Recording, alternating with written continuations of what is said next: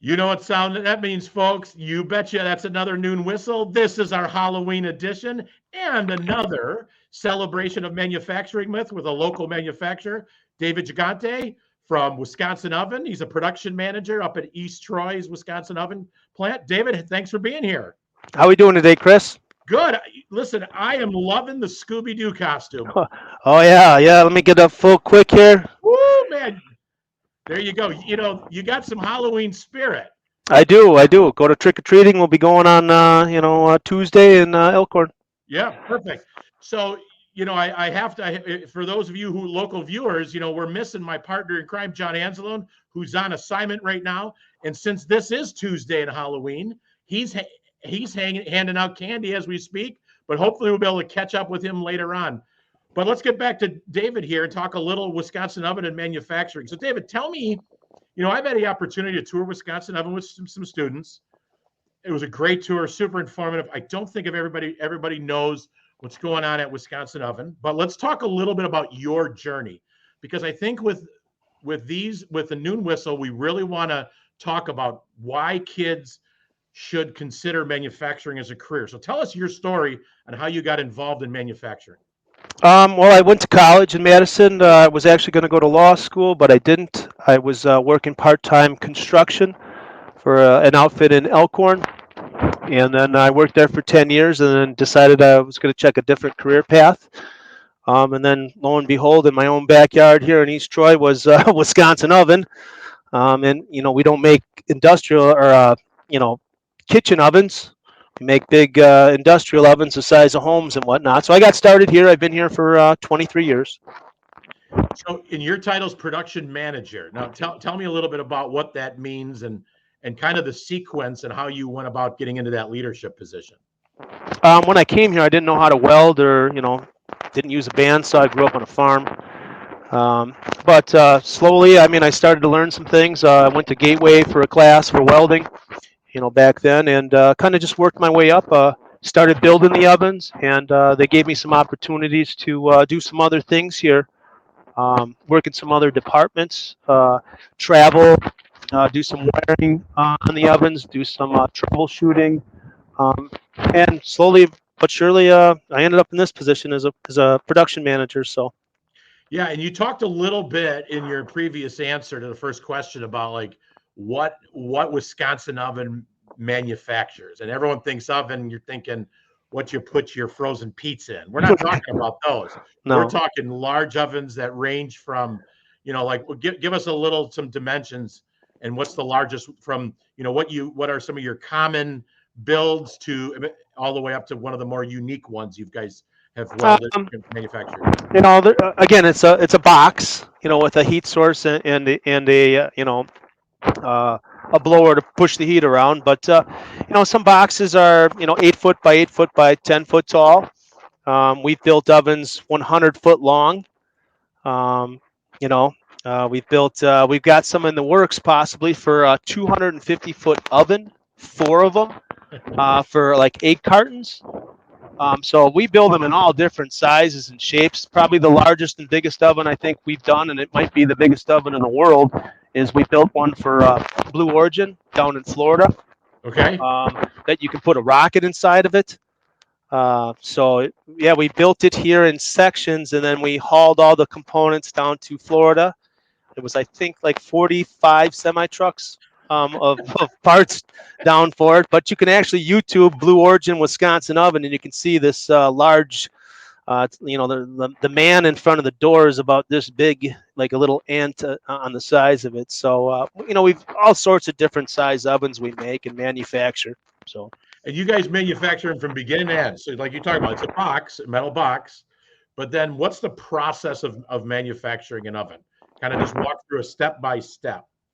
We have a awesome sales department. We have a lot of good departments, awesome departments here. We got a sales department, accounting department, mechanical, electrical, engineer departments, assembly department who builds, sheet metal department who fabricates the stuff, the materials for the assembly department. We have an on-oven department, a QA department, shipping department. Got to give some credit to those guys as well. But basically, someone calls up and says, "Hey, we got these parts, and we're looking to have an oven that, corresponds to their processes and whatnot. And we'll design an oven, and, we'll get a set of prints from engineering, and, it goes down the pike. So So yeah, and having been up there, obviously you manufacture the oven. There's the electrical side of it, the components. Does that all happen at Wisconsin Oven? yeah, those types of components we don't actually manufacture ourselves. We have Okay, vendors where we purchase the electrical components and stuff, but we buy, a lot of structural steel, a lot of plate steel and sheet steel. So we do a lot of the metal side of it. We can, build here ourselves. The electrical components are components that we purchase from other vendors to put on our ovens to make it function. got it.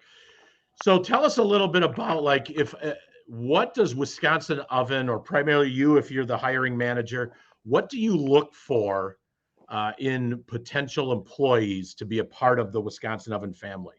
Talk a little bit about the skills, dispositions, attitudes. Okay. First off, I think you have to have a good personality. A willingness to work. Some people skills, but obviously to show up for work. That's nowadays it seems to be one of those issues of people not showing up for work. But showing up for work with a good attitude. You don't necessarily have to have a ton of experience. We can train a lot of things here at our company, as far as like welding and whatnot. We also have the ability to, we've sent people to, Gateway to take courses. Um, but just, a little bit of mechanical aptitude, especially if you're going out for an assembly position. You have to be good with your hands and a tape measure. You have to know how to read a tape measure. But we always, over the course of time since I've been here, we positions have always been available, maybe for an engineering, mechanical or electrical. Um, we have a service team that goes and travels and puts our ovens together out in the field. So there's many different opportunities here at Wisconsin Oven. And as far as manufacturing, no robots are going to build ovens. So, I mean, we've been in business for 50 years. Got it. Yeah. So, and I'm assuming you have. I think I'm trying to recall from the last time I was up there. You don't have a lot of turnover, do you? Um, you know, you, yes and no. I mean, again, being here, I guess as long as I have, you've gone through 9/11. You've, production's, up and down. Okay. Yeah. Um, some people leave for different opportunities. Some people come back. We've had people that leave for maybe thinking the grass is greener on the other side, and then have come back and realized that, it hasn't. But some people just don't cut it, I guess. You know what I mean? So I do remember when we did the tour, you had a T-shirt on of your kid's school. Where do your kids go to school? Oh, I think I wore it today. Come I on, did. boom! Well, Canada's There you always. go. Yeah. My kids go to Tibbetts Elementary. My daughter Bella's in 4th grade, and my son Leo is in kindergarten. And you love the Elkhorn schools. I heard you talk about your kids' experience. So let's talk about kids for a second. What advice would you give kids as they're going through high school and maybe want to consider a career in manufacturing? Maybe it's, they like to work with their hands. They like to build stuff. There's a lot of kids who, like to just do that, but are unsure what career path. What recommendation would you have for any student considering a career in manufacturing? I don't, I've been out of school for a long time, so I'm not Yep. quite sure what kind of classes, they offer in high school or even middle school to get the kids prep for, graduating school. Um, you know, Maybe there's welding classes in school, or, shop classes, things that get you involved with, building it and looking at prints, or, running a welder, using a tape measure, things like that get people thinking, and take those kind of classes, and reach out to, like you and I are talking right now, and Yeah. bringing kids to Wisconsin Oven, or having us, come to Elkhorn and speak and stuff. That's another way to kind of promote manufacturing and some of the businesses that are in your own backyard that you don't know about. Yeah, that's great. That's great advice. And we try and get our kids out through job shadows and work-based learning experiences and through youth apprentices. And I know that Wisconsin Oven has been super receptive to all of those opportunities, continue to be a great voice on behalf of manufacturing. and like you said, a local company that's been here for 50 years. So, all right. So tell me now, we know this is Tuesday, Halloween, the 31st, because there's no way we would ever record the noon whistle. We do it live every time. So what are you most excited about for Halloween? Are you going to wear the Scooby-Doo outfit when you go trick-or-treating? Tell me a little bit about it. And I got one follow-up question. Yeah, I'm always like you can take the the man out of the boy, but not the boy out of the man kind of thing. So We couldn't um, tell. I'm definitely wearing the Scooby suit. Whether I go up and get some candy as well, maybe I'll kind of hide that I'm a little bit older. But yeah, I mean, I love it. My kids love it. Just love doing stuff with my kids, so they get a big kick out of it. Is the house decorated? Do you spend some time on that, or you just enjoy the today as for Halloween? The house is not decorated this year. I'm just gonna just enjoy the day and the ability to go out and get some candy tonight. All right, last question here. This is a big one. All right. What is your favorite? Like your kids come home. Like I got 3 kids, right? Your kids come home, they open the bag, and you're keeping your eye on for that 1 or 2 pieces of candy. What's your favorite piece? What's your kind of go-to? Ooh, I'm a big chocolate guy. Obviously, Twix is probably a specialty of mine. I ain't gonna lie. I always kind of be like, hey, they'll count the candy. My kids are very competitive, so they'll be like, I got this amount and this amount, and I'll be like, well, you got one less because I got your Twix. Yeah. So, Well, but I'm the same way. Give me chocolate, Snicker, Twix, Reese's peanut butter cup. I did see on social media a really funny post, and it was about candy corn. And it yeah, said, here's the best way to eat candy corn. You ready? yeah. Open the bag, pour it in the garbage, and eat a Reese's. I believe that. I wasn't a big fan of that when I was a kid. It's almost like when someone gives you an apple in the bag. It's like you got to be appreciative. But man, that's the candy corn and the apple were pushed off to the side. Yeah. I was always hoping my mom or dad, my dad would eat anything, so he always Yeah. got the candy corn.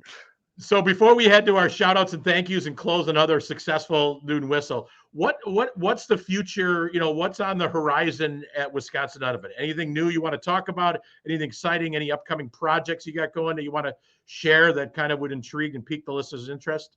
Oh, we're always we're dabbling into getting better here. We got R&D, we got a robot. We got a laser here, so we're always looking to advance our technology here. Like I say, we do a lot of stuff for the airline industry, the car industry, the oil industry. We got big industries that we touch base a lot with. So there's always something new and exciting coming. Yeah. Like I said, we got that big 250-foot oven. There's 4 of them possibly for egg cartons.